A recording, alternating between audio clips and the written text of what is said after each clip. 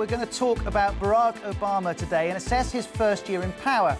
Could have done better seems to be the message from the Massachusetts voters. But what about you? Have your expectations been met over the past 12 months? You're welcome to send us your first year report. Let's hear from Sheetal Palmer, who's already across your messages. JW in Budapest thinks it's excellent news. One less tax and spend limousine Liberal. KB in Peshawar says Obama should surrender his Nobel Prize. And James in Ireland says so much for the Liberals of Massachusetts. Did they all stay at home? If you look at what's being done, do you see a brave, visionary politician creating a better country for Americans and a better role for America in the world? Or has the promise of hope and change proved to be short on detail and ambition and impossible to deliver? Wherever you're watching BBC World News, you're very welcome to give us your assessment. Call us on country code 44 2070 83 72 72. You can text us from your mobile phone on country code 44 7786 20 60 80, or you can email us at worldhaveyoursay@bbc.com, or add a comment on the blog at worldhaveyoursay.com. Well, let's begin in the country where Barack Obama's father came from, with the World Have Your Say regular. Mboka Andere is a political commentator, as well as being a regular commentator on World Have Your Say on the radio as well. Mboka, have you been impressed by Barack Obama's first year in power?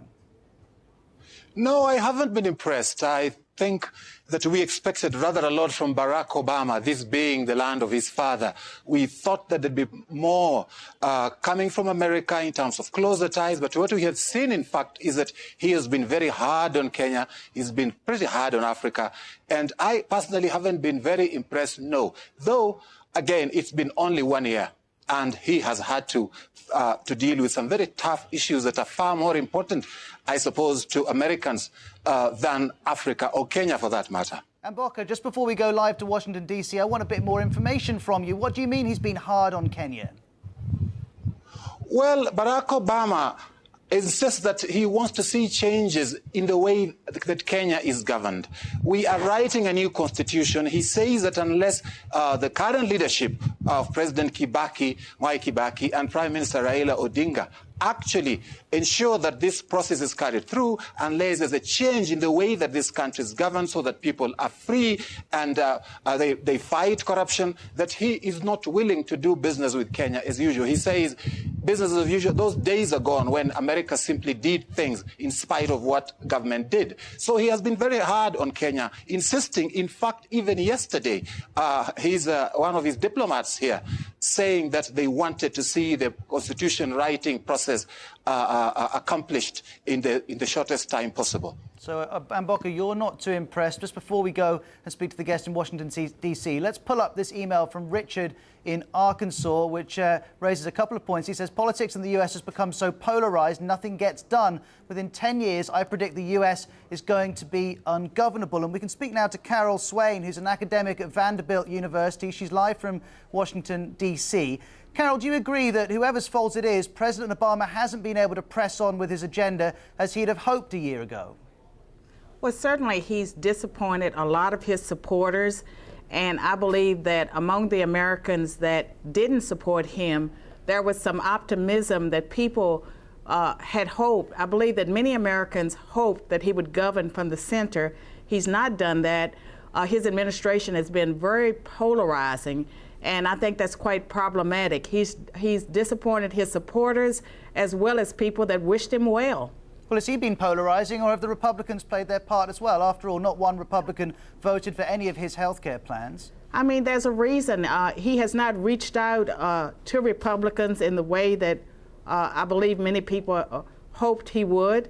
And the rhetoric that he used as he was campaigning, he's not lived up to the expectations that were set by that rhetoric. Some of his appointees have been quite polarizing, as well as the actions they have taken since they've been in office.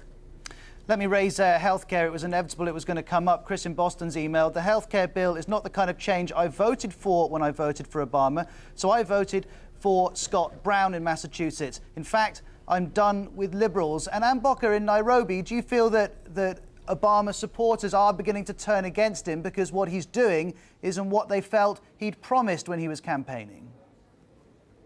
I think that many of us realize that Obama made perhaps too many promises. The expectations are too high here.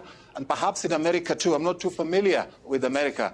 But what I see is that here in Kenya, there were very high expectations, and many people are disappointed because they thought something would come up pretty quickly. They thought we'd have more trade with America, but that hasn't happened.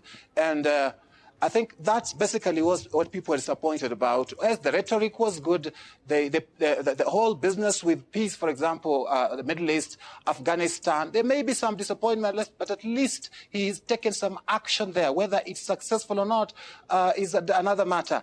But when it comes to Africa and Kenya, all we have had is rhetoric.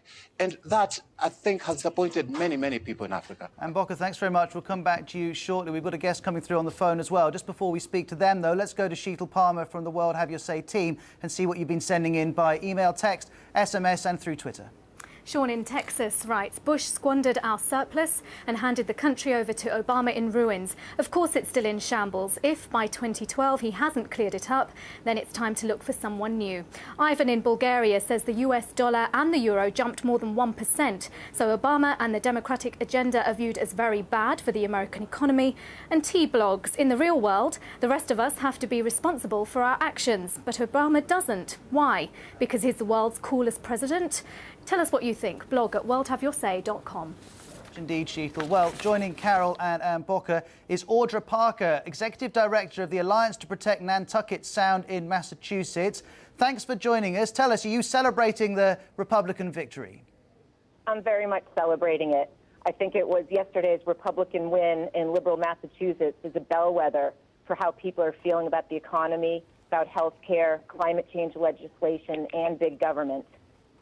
And you mentioned the economy. Why is it so many people in Massachusetts are blaming Barack Obama for what they're experiencing? Of course, unemployment's gone up in the year he's been in power. After all, many of the problems he's dealing with weren't created by him, but by politicians in power long before he got to the White House.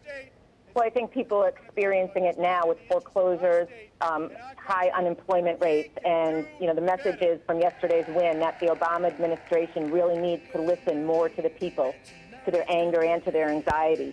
Americans don't want health care at any cost, renewable energy at any cost. Take the offshore wind project being proposed here on the Cape and Islands in Massachusetts. People don't want to pay more for this expensive power, especially in this economy. They really want to make the choice, not have government force a solution. Audra, very good to speak to you live from Massachusetts. And just to add a little bit of context, the healthcare plan Barack Obama is attempting to get through Congress will give 30 million Americans who don't have any healthcare at the moment some healthcare provision. But of course, that comes at a cost, and it's whether Americans are prepared to pay that. And